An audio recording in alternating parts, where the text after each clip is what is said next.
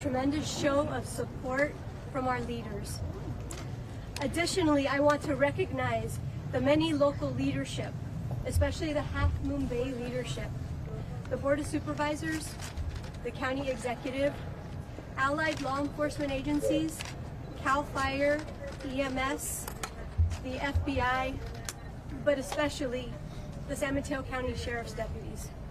I am proud to be your sheriff.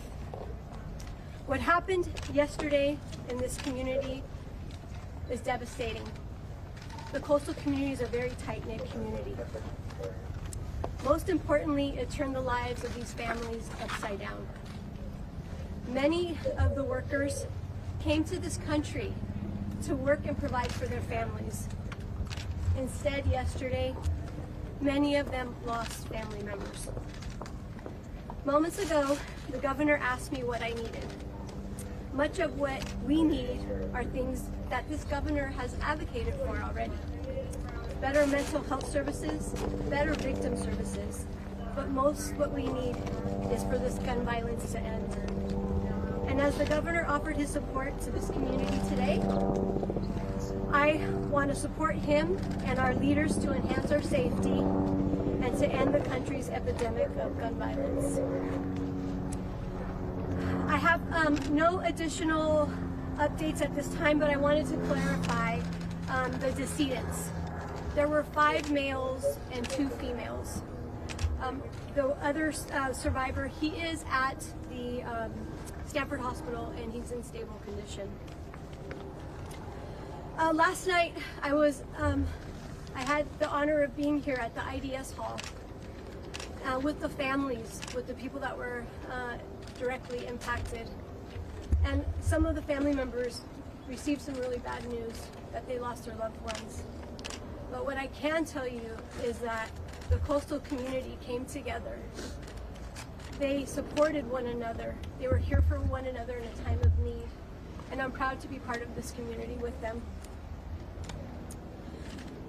And I want to promise to our coastal communities, and this organization will stand with you as we work to restore the sense of safety as we were shattered yesterday afternoon with this act of violence.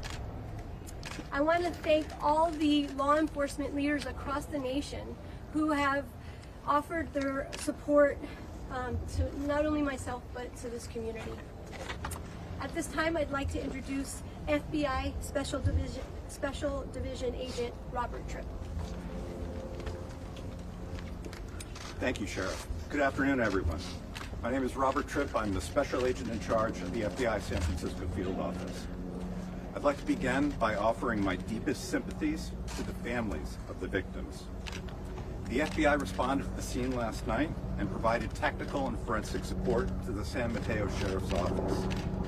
We are now transitioning to providing victim services and are in the process of identifying resources to help victims of this mass casualty event. I'd like to thank all of our partners, especially the men and women of the San Mateo Sheriff's Office and Sheriff Corpus for her outstanding leadership. I'd like to turn things over to Vice Mayor Joaquin Jimenez.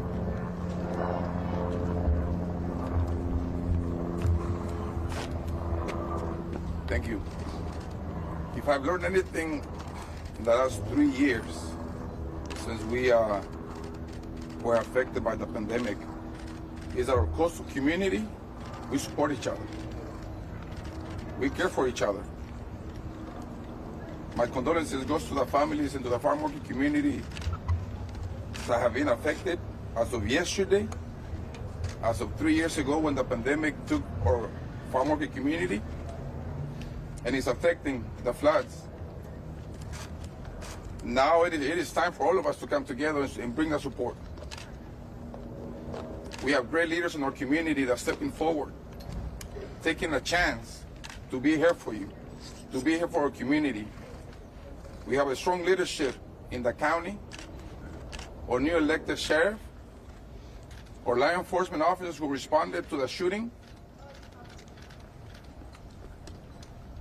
Usually in this same parking lot, we celebrate the pumpkin festival, the weighing of the biggest pumpkin. This on this same site, Today we're here for a different reason. To share with you what has happened in our community. This is something that's going to change how we do things in our community, how it's going to affect our farm worker community, the fear that they have about going back to the farms. Now it's been exposed how our farm worker community is living, the living conditions. Let's not ignore that. The mental health support that they need, let's not ignore it. So I want to thank you all for taking a chance and coming to Half Moon Bay and learning about our community. Half Moon Bay, we have a heritage of farming, ranching, fishing. Many of you come to our community for the pumpkins and ignore the farm workers. Not today. We're not ignoring anybody. We are here to support each other. We are here for each other. And thank you to all our leaders for being here today. And we know it's going to be difficult, but together we're going to be able to make it through this. This incident has changed our history of Half Moon Bay. We never thought it was going to happen in our community, our beautiful community, our coastal community. But it happened. Thank you, and I'd like to introduce my good friend, the elected Ray Mueller, County Supervisor San Mateo, who's been a strong leader for our community, who's been here for our farm worker community, who's been here for our coastal community. So I just wanted to go ahead and give you a brief on what the county's done since last evening. So last night, following the event, what we did was, as I think many of you know, here at the IDES Center, my apologies, we actually brought farm workers, we brought the community in who had been at the centers at the different job locations, who had been basically at the presence of those crime scenes. We had them here. We had mental health counseling available for them. And then something beautiful happened while that mental health counseling was taking place, while that reunification was taking place. We saw the strength of Half Moon Bay rise. We saw community members come, bring food, bring clothes, bring love and support, and be here as one strong community. And the one thing I want to say is, following that, is it's in times like this, you look at all of us, you see a lot of government officials up here, but really what happens in times, and we've seen it happen in the floods, and you know what I'm talking about here in Half Moon Bay the last 3 weeks. Government does the best it can to help people, but it's neighbors who help people, and that's what we've seen happen in Half Moon Bay for the last 3 weeks during the flood, and that's what we see happening right now. I can't express enough to you the compassion I've seen in this community. There are people who I call God's mercy on this planet. One of those is Belinda Arriaga, who is here in the back, and her team at Alice. And it was the folks last night who were with us from Abundant Grace, out touching people. What I'll tell you going forward is we have been very blessed. Our county manager has stepped forward. We're going to go ahead and be providing income replacements to people who aren't going to be at these job sites, obviously for the foreseeable future while they're closed. We also provided hotel rooms. We moved them from here, so they're going to have a place, they're going to have a warm bed, and we're going to continue to do that to take care of these families going forward. I can't express enough, and I on behalf of the county of San Mateo, how honored we are to have federal law enforcement here, our sheriff's department here, our state legislative delegation, our federal delegation, and our governor. And I watched firsthand today our governor interact with these families, and I have to tell you, it was one of the most impressive things I've ever seen. So we are very fortunate in this community to have the leadership that we have, and we are very fortunate to have the residents we have in Half Moon Bay. I don't come for the pumpkins, I come for the people, and the people here are strong. Thank you. I'm going to go ahead and introduce Assembly Member Phil Ting. Thank you, Supervisor. Let me just first thank our sheriff, our county sheriff, the county, the city, for all the incredible work that they've done to make sure the community is first and foremost safe, and then also very much focus on all the families that have been impacted, families that have been directly impacted, but then this whole city has been impacted, and all their work to really begin the healing process and the grieving process to this very horrific incident. Like many Asian Americans, I celebrated Chinese New Year over this last weekend, the Lunar New Year over this last weekend. It's our biggest holiday for the Asian American community. It's a holiday that brings people together. It's a day that we clean up our homes, focus on families and loved ones, and get ready to start the new year and really look anew. It's a time of rebirth. It's a time of really restarting everything. And to have two horrific shootings in our state, one in Monterey Park and then this one in Half Moon Bay, come on the heels of the Lunar New Year is just unimaginable.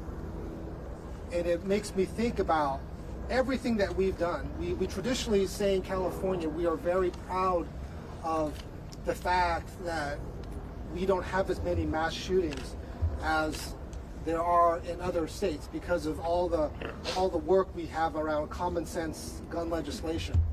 But unfortunately, it is still way too easy for any individual to obtain a legal or an illegal firearm in this state. That's just a fact. We're doing everything we can to keep our community safe, but it shows that when two individuals who really absolutely have no right to have any kind of firearms obtain it illegally or legally, there's little that we can do. And so I know that my colleagues and I at the state level, we're going to be going back to work to really think about what else we can do to further protect the community here in Half Moon Bay, but really every single one of our communities up and down the state. I know that because it was Lunar New Year on Sunday, that there's going to be many celebrations. We have our big parade in San Francisco coming up in a couple weeks. I know that all the officials up and down the state are also working very hard to make sure that all the celebrations can continue, that we can continue to work very, very hard to make sure all of our communities can really celebrate in that holiday. And with that, I'm honored to call up my colleague, Assembly Member, one of our brand new colleagues, Assembly Member Diane Papin. Well, first of all, thank you all for being here today. I want to thank our governor who's put in a long day and a long 2 days. I appreciate you being here, appreciate our delegation being here. Up until yesterday, we were to be one of those fortunate communities that wasn't a part of that exclusive club that had a mass shooting. Now we're a part of that club, and what worries me is that club is not so exclusive anymore. This community, our hearts are broken. But I'll tell you one thing, we are resilient, our hearts will mend, and we will continue to fight the fight in California against gun violence, and indeed in the nation. So I thank you all for being here. We're going to be on the mend, but it is not a club I can say I'm glad we're in by any stretch of the imagination. With that, I'm going to turn it over to Assemblymember Mark Berman. Thank you, Assemblymember Papin. My name is Mark Berman. I represent the 23rd Assembly District in the California State Assembly, and I want to welcome everybody to the favorite part of my favorite part of my district, which is Half Moon Bay. And for those who haven't been here before, don't know a lot about it, Half Moon Bay is as close to small town America as we get in the Bay Area. It's 30 miles south of San Francisco. It's 30 minutes west of Silicon Valley. But when you get here, you feel like you're a million miles away from all those problems. And yesterday, those problems came crashing down. That sense of peace and tranquility here in Half Moon Bay, here on the coast side, was destroyed by senseless death, by a senseless mass shooting that should not have happened. And you know, we have workplace disagreements all over the world. The Monterey Park shooting, we have relationship disagreements all over the world. But it's only in the United States where far too often those disagreements end in mass shootings. And we've done a lot in California to try to reduce gun violence. We've been successful at reducing gun violence, but there's clearly more that we need to do. So the state is going to do everything that we can. The coast side is strong. Half Moon Bay is strong. It's such a tight-knit community where everybody looks out for each other. And we are going to look out for them. And I'm grateful to the sheriff. San Mateo County is one of the best-run counties in the state. And they've already immediately deployed resources to those who need it, and will continue to all the community members who were impacted. And want to thank the governor for being here today, because I know he doesn't want to be here today, and he's tired of these types of press conferences. And we're going to continue to do more that we can to make sure that he doesn't have to go to many more of them in the future. And we, as Vice Mayor Jimenez said, we need to do more to support the farm worker community, and we will do more to support the farm worker community here in Half Moon Bay and the coast side and across California. And with that, I want to turn it over to State Senator Josh Becker, who represents Half Moon Bay in the State Senate. Hi, I'm Josh Becker. I represent the 13th Senate District. I want to first just thank some of the folks who have spoken here. I want to thank our council member Jimenez and the rest of the council. I want to thank our wonderful new sheriff. I want to thank our nonprofits like Alas who have risen to the occasion and been here for the residents of this area and for the farm workers. People don't realize, but this is a significant farm worker community. We have over 100 farms. We have thousands of farm workers here, and it is often overlooked. But as Councilmember Jimenez said, not today. So for me, for my job, for my office, we have to do two things. One, we're here for the families, to listen to them, to get them whatever they need, and ask them what they need, and be here for them. And then second is to go back to the drawing board. As was mentioned, thanks to the leadership of our governor and the legislature, we do have some of the strongest laws in the country. We have 1/3 the deaths per capita than other states. But on a day like this, when there's 7 people dead, innocent people in our community, it doesn't seem to amount to much. So we've got to go back. We need the political will in this country. It's not rocket science. Other countries do it. There's no Second Amendment right to shoot up a dance hall, a dance club, a mushroom farm. There just isn't the right to do that. So we got to get back until we get the Republicans in Congress to act at the federal level. We got to go back to the drawing board in California and look at every aspect of the process, to how you get a gun, how you store a gun, how we enforce our red flag laws, how we trace and do accountability for gun manufacturers. All those things, we got to go back to the drawing board and do that. We owe that to the families who have lost loved ones here today, and to the residents of this state and the country. Thank you. I'd like now to bring up a leader who has been here literally for decades, working on the coast, working on farm worker housing for decades, and a leader on gun violence issues in the U.S. Congress, Congressmember Anna Eshoo. Well, good afternoon, everyone. It seems to me that there is an irony that exists, and that is that really the least amongst us in this community are the ones that are the headlines today across the country, and I think around the world, and that is the farm workers. They were killed with purpose, with intent, execution style. And this community, California, and the country is reeling from it. We have unfinished business in our country to address gun violence, this workplace violence. And that unfinished business, until it is our finished business, there will be pain in many communities.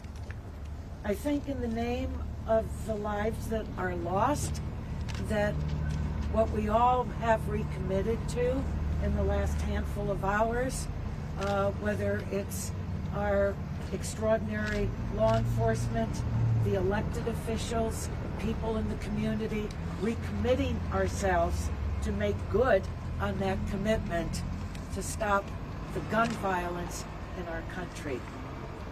I want to thank the governor for spending the better part of his day here. When I saw him, when I was starting to say goodbye, I didn't think I was going to see him again today, I said, I hope you don't mind my saying, I hope I don't see you for a while. But his presence is important. It's important because it's uplifting to the community.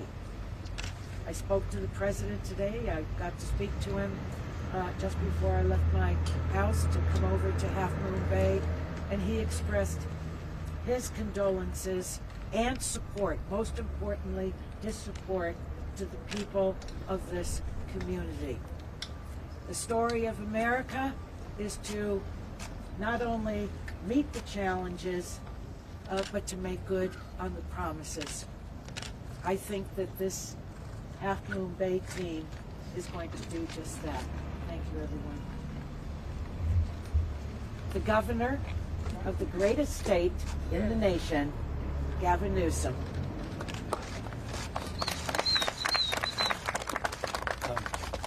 Well, Berman's right. I didn't want to be here, and I don't want to be here.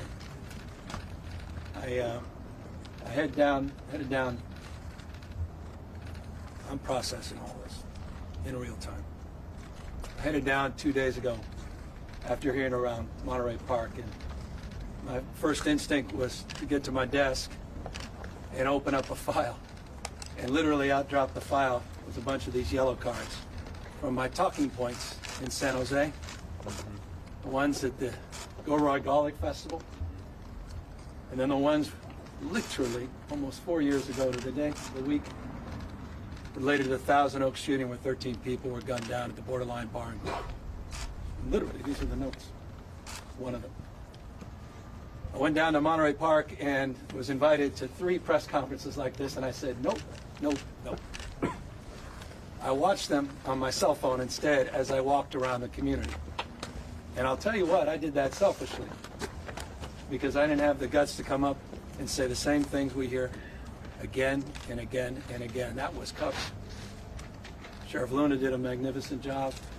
Local electeds did a magnificent job. We made sure of that as well.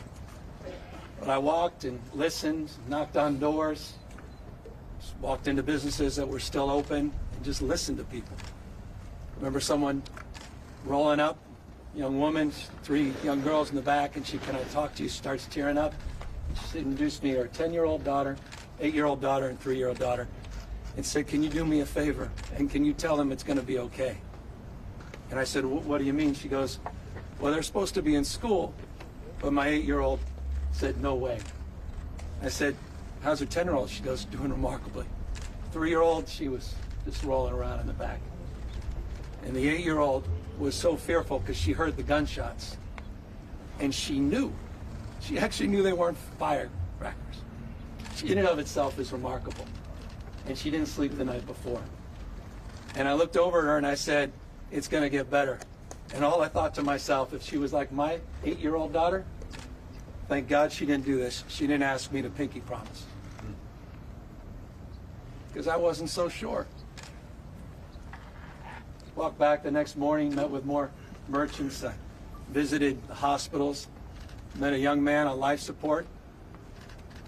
Next morning I find out he passed away. I met someone in the hospital, and he said, "Hey, Governor, thanks for being here, but when am I getting the hell out of here?"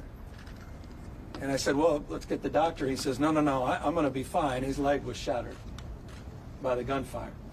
He goes, "I can't afford to spend any more time here. I don't have the money." His mom arrived, Cantonese speaking. His only son arrived.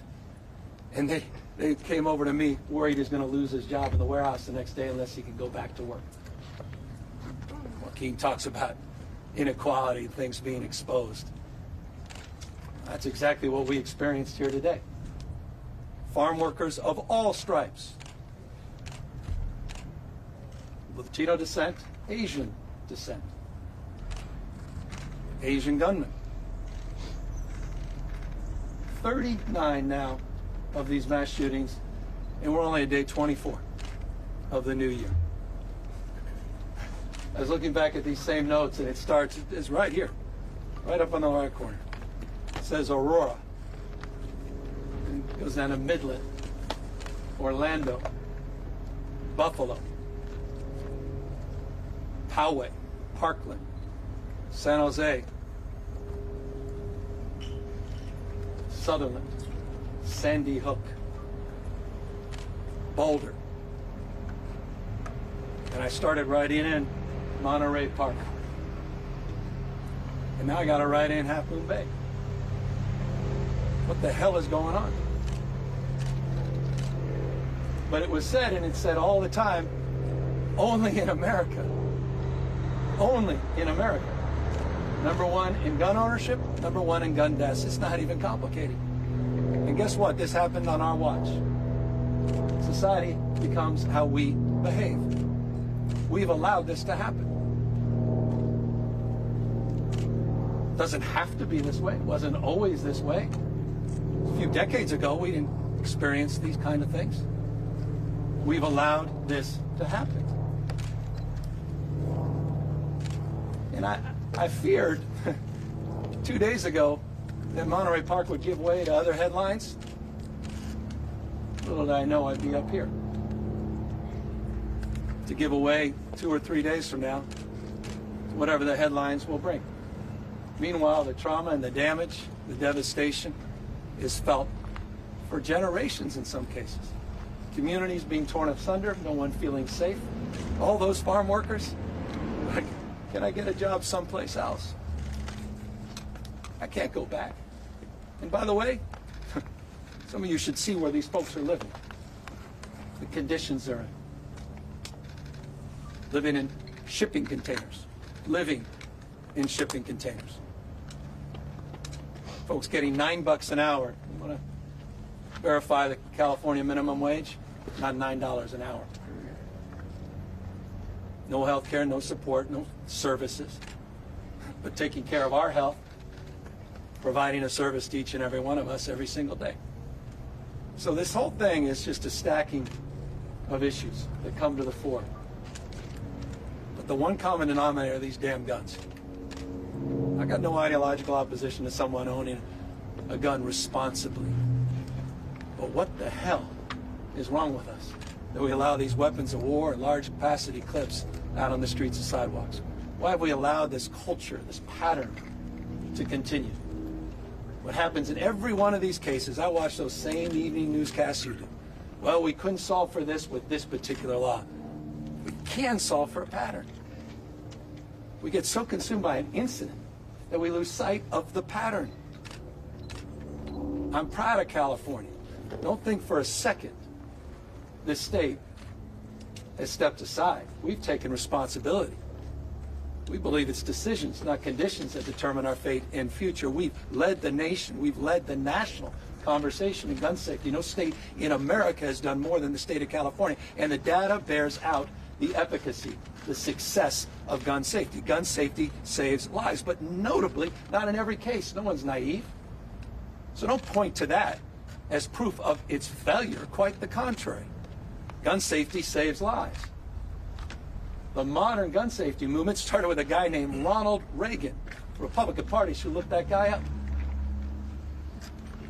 1967. Great leadership here in 1989 with the assault weapons ban, led by Senator Feinstein a few years later after another tragedy in 101 California in the 1994 assault weapons ban. That worked. That worked until it expired in 2004, and we started to see an increase in mass shootings.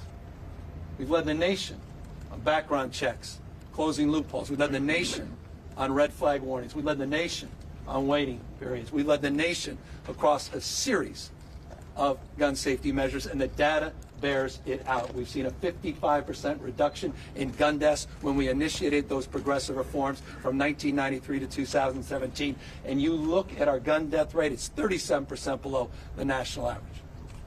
Gun safety works. We will not back away from that resolve. But we can't do this alone. And with all due respect, we feel like we are. And this is where, and forgive me, what the hell do I have to lose? Well, you just got to call some folks out. I'm still waiting for Kevin McCarthy, the leader of the House of Representatives, who purports to represent the people of the state of California, a proud and remarkable district in Kern County. We haven't heard one damn word from him. Not since Monterey Park, not what happened here, not one word, not one expression of prayers, condolences, nothing. And it should surprise nobody. Where's he been on gun safety reform? Where's the Republican Party been on gun safety reform? They blocked it every step of the way. One state can't do it alone. Shame on them. And shame on those that allow and perpetuate that to be rewarded politically. Shame on them. Shame on these judges that are rolling back the laws that we've established in the state of California. Shame on them. You deserve better. We deserve better. And so I'm here processing, like all of us, the absurdity, the theater, look around, of absurdity, only in America. And I'll close on this. Really hit home to me today, meeting immigrants from China. And their translator didn't even know how to translate these words. When the gunfire occurred, they were witnesses. Their friends got shot, killed. They went over, people had been shot, and they thought they were acting. They'd never heard a sound like that. They'd never seen a scene like that. They didn't even know how to comprehend a gunshot wound. It's not something they ever experienced. They don't even know how to comprehend that. Only in America do we see this kind of carnage, this kind of chaos, this kind of destruction of communities and lives and confidence and a sense of safety and belonging, which we all yearn for, regardless of our political stripes or our lot in life. So thank you to the first responders, the rock stars behind us, the paramedics that were on the scene. We pray for this one individual, and it was because not just of prayers, but a couple of young men behind me, that if he survives, he will have survived because of their extraordinary work. Thank you to that young man, that 26-year-old Brandon and I met yesterday.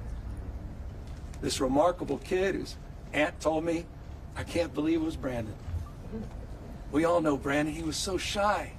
He's such an empath. I remember him, he said, Aunt, when he was a kid, and he would just immediately give all his toys to the rest of the family. He was just that kid. And when we learned it was Brandon, we were so proud. Selfless. Brandon looked at me. He said, I knew I was going to die. I heard a click. I turned around. I think he was about to shoot me. I didn't know. I literally physically was submitting to that moment. And then something came over to me. And I grabbed that weapon. And I wrestled it away. He's still in shock. He doesn't even understand. We talk about heroes. Sometimes we talk about it a little too much. Kind of loses its resonance. Boy, I met one yesterday. And you know what? If Brandon can do it, we all have that capacity. And so it's in that spirit, Joaquin's spirit, the other electeds that said it. Thank you to the community for not giving up, not giving into this cynicism. Thank you for believing in each other. Thanks for showing up today. You wouldn't be here if you'd given up. Thank you for your resolve. Thank you for knowing in your core, we can figure this out, because we can. We know what to do. It's not even complicated. We do. And we don't have to do this again and again and again. To my state, final words. We were here just a few days ago with Congresswoman and the President. 22 days, 32 trillion gallons of water. Mother Nature's fury unleashed. This community, communities across this state. It's been a hard month and a half. I'm mindful of that. After 2 years of all that stacking of stress with COVID and feeling isolated and disconnected, I'm so proud of California. I'm so proud of all of you. I mean it. So when Anna Eshoo says it's the greatest state in the union, man, she means that. And I feel that. I couldn't be more prideful to represent you and to have 4 extraordinary kids that want to grow up feeling safe, feeling embraced, feeling protected, feeling connected, and feeling respected. Thank you all for being out here today, and thank you remarkable leaders behind us, including the sheriff and her team, have done a magnificent job. We're all here to take any questions. Governor, twice in 48 hours you're speaking to the families of victims of the mass shooting. What do you say to those families in this moment? We have your back. You matter. We care. We're here when you leave. Cameras turn. You're off to the next. We'll have their back. I'm really proud of this, and thank you, Sheriff, for acknowledging. Thank you to the Budget Chair, Phil Ting. I mean, what we've done in the last few years to address Asian hate, we're not reacting to it. We've been leading the nation in that respect. The money we put up for victim services, I'm proud of that. So we're well resourced. We were making that place known, those investments known down in Monterey Park with the county sheriff. They had $8.7 million directly to take care of that man that said, I can't afford my hospital bill. We said, we got your back, don't worry. Those resources are there. I see the city administrator here, two remarkable supervisors. They've been writing checks directly to some of the folks that were impacted. I say we have your back, and we're here not just today, tomorrow, but we're here for the long haul. Governor, I want to follow up on a statement that you made just a few minutes ago. You said that the survivors are now in hotel rooms and that they were living in conditions that are probably not right for somebody that's working in a farm. I don't know, where you? Underneath this tragedy, did you also unearth that perhaps, and please clarify if I heard this wrong, but are they living in slave-like conditions in these farms? I don't want to categorize that. Look, I've spent a lot of time in the state, in every part of the state. I'm not new to some of the struggles and challenges farm workers. I just signed a hard check bill for farm workers, which no other state in the country's done, and we've done more in farm worker housing. I think we just put $100 million this year in farm worker housing, and our commitment through the pandemic was second to none, regardless of your immigration status. This state's the only state in America that even provides universal health care. So I'm not naive to these conditions. I'm just expressing the conditions that were expressed to me. And I want folks to know what we don't know. And I want folks to just be mindful. You know, when we talk about farm workers, talking about human beings, kids. We had 5 or 6 kids we were meeting with. They're sitting in the corner. Thank God. Most of them were so young, I just pray that they don't fully appreciate and understand what's going on. And folks stacked up, half a dozen people, small little trailers, and some even worse conditions. These floods, you know, living in and around squalor and mud, losing furniture over the course of the last few months. Human beings taking care of you, in the middle of floods. Enrique was describing folks out there picking strawberries in the middle of the floods with water rushing knee high. He's got the evidence to back that up. There every single day. And what did all the farm workers say today? We have no money tomorrow because we're not going to get paid for today. That's the reality. And that exists and persists in many states across this country. And this state is owning up to it, trying to be more transparent. But those conditions are well established and known. Governor, California, as you mentioned, has more gun laws than any other state in the country. And given the state of Congress right now, and given these federal judges in the Supreme Court that are targeting many of these laws, what realistically and feasibly do you want to see passed here in California that could strengthen these gun laws? Well, we continue to iterate. We always are self-reflected. Last year, we passed another dozen gun safety laws, including a right of private action for individuals to take weapons of war off the streets and ghost guns. So we'll continue to lead by example, and we'll reflect on exactly what occurred once all the facts are collected in terms of Monterey Park, what happened down here, what occurred in Oakland last night, what occurs day in and day out across the streets of this state. But we're not going to back away from our resolve and commitment because it works. We know gun safety saves lives, period, full stop. And the data bears no contrary evidence. And it's incredibly important. If people want to know how to solve this, take a look at what California's done, but we are not isolated. Many parts, one body. You're only as good as your weakest links. We saw that just down at the Gilroy Garlic Festival. I think it may be on the back of these damn notes, where it talked about individual may have gotten that gun from Nevada, a border state. Federal government needs to do its job, but let's call it out. You have one party that are obstructionists. You have a leader of that party from the state of California hasn't said a damn word about these mass atrocities in his home state to farm workers he purports to lay claim to care about. And if I seem passionate and intense about it, it's because I'm damn sick and tired of this stuff. I'm sick of this. I don't want to ever see this again. I don't want to see you again in this condition. I'm serious. I'm not making this up about all these damn notes. How many of these governors have you seen doing the same damn dance we're doing here today? But we're not throwing our arms up. We're taking responsibility. We're leading by example. But I'll tell you what, unless there's a pattern interrupt and we start calling people out by name, Judge Benitez, by name, Judge Nelson, I know that may not be becoming, but I'll tell you what, this isn't becoming. I'm not interested in the status quo ante anymore. Do your damn job. You care about public safety? BS. Unless you are addressing the #1 cause of death for children last year, and that's guns. Don't lay claim you give a damn about public safety. All those people on Fox Primetime. Really? Crime's your #1 issue? You're not going to deal with the leading cause of crime, which is guns? And you still think people should have large capacity magazine clips and weapons of damn war? What frauds. Absolute frauds. Governor, what's your sense of what California is specifically helping or is going to help the farm workers from Asian and Latin descent that are undocumented? What is the state of California going to do? Well, we've done it across, well, first of all, we have universal health care. Regardless of your immigration status, we have very intensive programs for farm workers that are well established, that have gotten strengthened because of our COVID protocols, including our harvest to housing programs, including the farm worker housing budget that we passed last year, the intensive services that are provided through extraordinary organizations like ALIS and others that are supported at the county level. We help support the counties in those efforts.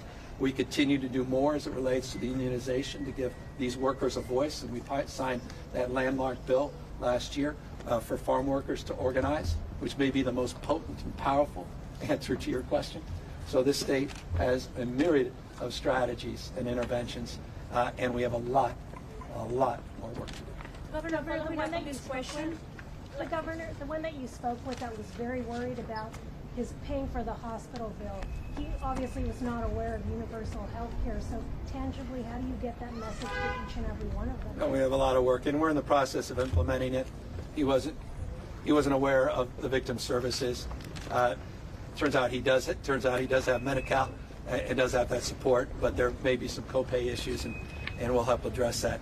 That's the last thing someone as a victim of violence should be worried about at that moment. They should be worried about their health and their family's health, and we're going to make sure we're there for them. Governor, many of these farmer workers have no rights at their workplaces. I'm sorry? Many of these farmer workers have no rights at their workplaces. They're mistreated by the bosses, and they just don't have the courage to speak up because they don't document it or because they don't speak the same language. And they go to this type of organizations, but not all of them have access to organizations, because this is not the only farmer workers community here in California. There are so many. So what are you going to do to ensure their safety at their workplaces? Because this could have been prevented. It may be someone that knew that person spoken out. We're going to have to do more to fund programs like ALIS. We're going to have to do more to do the kind of outreach we've been doing with community-based organizations all up and down the state of California. Things that we initiated at a new scale during the COVID efforts. We have to continue to do that across the level of supports beyond just the pandemic. And we're in the process of doing all of that.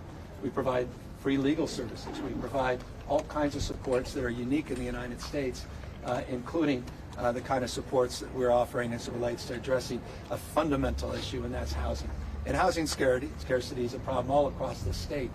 And I think that the challenge is, for some folks, you shut these places down, they got no place to go either. And they have no income, no support. These are complicated issues, and no one's naive about that. And we're addressing them is much or more than most states. But again, we have a responsibility to scale these efforts. How do they know they have access to that? Well, that's done in a culturally competent way at the community level. And that vision that the state has is realized hyper locally. And that's, with humility, I say that. I'm very mindful of that. That for us just to pass a program doesn't solve a problem. It's the point you were asking as it relates to health care. No one knows they have the rights or access or has the confidence. We've got to meet people where they are. And that's why programs like ALIS are so important. Last question. Governor, you said there was a farm that was paying its employees $9 an hour. Yeah. Is that correct? That's correct. Do you mind expounding on that? I just leave it at that. I mean, guys, come on. That's which one? There are probably 100 of them. I mean, there are probably 600 of them. Within, There are bad actors out there. There are good actors out there too. There's some incredible ag leaders in this community. Incredible ag leaders that raise the bar for everybody. And they're bad apples. Governor, a lot of Asian Americans are afraid these two cases will bring more Stop Asian Hate case. So how do you think, can you make a comment with that? Well, I'm very mindful at Lunar New Year. What happened on Lunar New Year's Eve, day after. We had this tragic experience. We're supposed to be celebrating for the next 2 weeks or so, Lunar New Year's. I'm proud. Look, the Asian community is such a source of pride and strength and vibrancy to the state of California. No state can lay claim to more people of Asian descent. I grew up in San Francisco. A third of our population Asian descent. I live in a state where 27% of us are foreign born. Over a third in San Mateo County. What a gift. Majority minority state. But I'm also mindful we saw hate crimes go up 177% against Asians last year. A little more modest in some parts of the country, and we have to do more. Working with Phil Ting and others, we were able to put $156 million in the budget last year to stop Asian hate, and supported 79 community-based organizations already, and we're continuing to do more in terms of collecting data, work partnership with UCLA and others to disseminate campaigns, and not just to focus on hate crimes, but the things that aren't reported, like bullying and harassment and workplace discrimination, people that aren't served, the stuff that's happening on social media, and to call out elected officials that want to use phrases like kung flu or sit there mocking the Asian community. You see it. You see these same folks out there talking about the China flu or the China virus. It's the way they say it. It's not just what they say. You see right there racial priming every single damn night. You know exactly who you are and they are. That all has to be called out. And that's mindful about that as well. Governor, it was mentioned that the victims in yesterday's tragedy were killed execution style. Do we have any more details? I'll leave that to the sheriff. It's a good opportunity for me to step back. Madam Sheriff, or the FBI. It's an ongoing investigation. I can't release the details of that. So as soon as we're able to, we will. Yes. Sheriff, what can you share? What can you share? Yeah, we're working closely with the district attorney's office, and just because of I can't compromise an investigation. So when we're able to, we will give that information out. Is there anything you can share? Is there any details at this point that you can share that's been already published, but the latest? I mean, additionally, just what I shared this afternoon, that earlier this morning, I made an error in how I reported out the decedents, and so I clarified that today. But yeah, as soon as we're able to, I know that the community wants to know more, and as soon as we're able to, we will. Transparency is important to us, but we also need to secure the investigation as well. Sheriff, the challenges that the law enforcement is facing, the last 24 hours we're all learning about this community that we didn't know much about. What challenges does that present, and how is the sheriff's office handling it? Language, culture. Yeah, well, we have, it's very important for us to have our deputies represent the communities that we serve. So we do have deputies that speak the different languages. We do have deputies that speak Mandarin and Cantonese, Spanish, but there's always challenges when we were dealing with a, multi-complex, different crime scenes.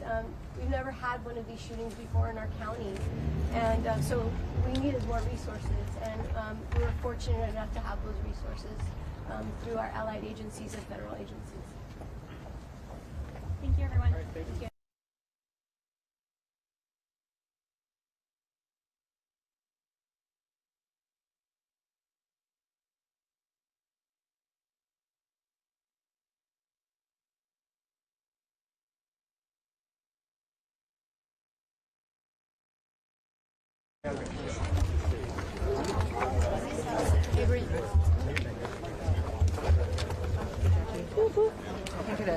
Can't get a text out, so I know. Yeah, hi. Oh.